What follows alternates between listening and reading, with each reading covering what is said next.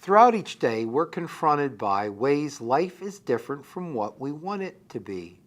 The other day, I drove for 40 minutes to eat at one of Lancaster County's best smorgasbords.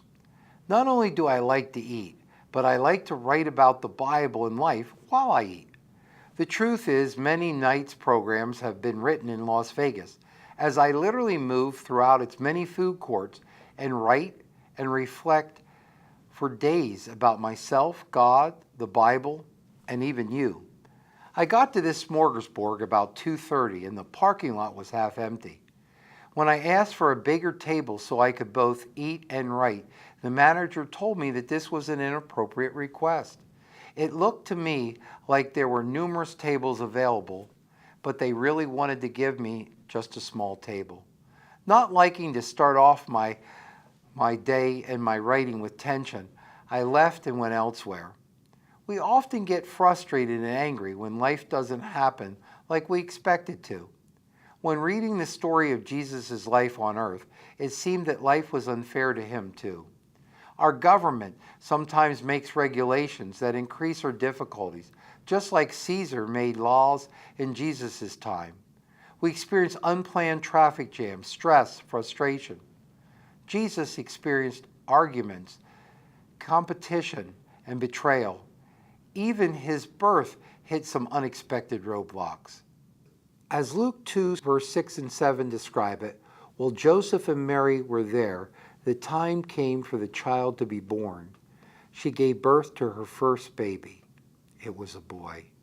She wrapped him in large strips of cloth. Then she placed him in a manger. That's because there was no guest room where they could stay.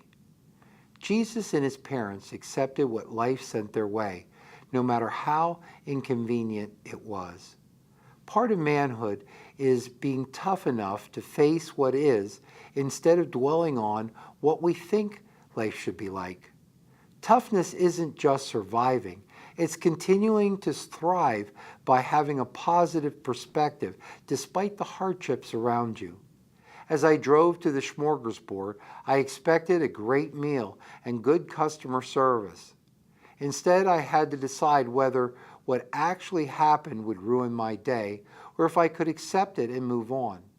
Obsessing for long periods of time is a waste and doesn't excuse us from our responsibility. Within a few minutes, I was sitting elsewhere, writing my heart out. We often try to view life like it's Disney World instead of the hostile place it can be. Injustices and bad things happen.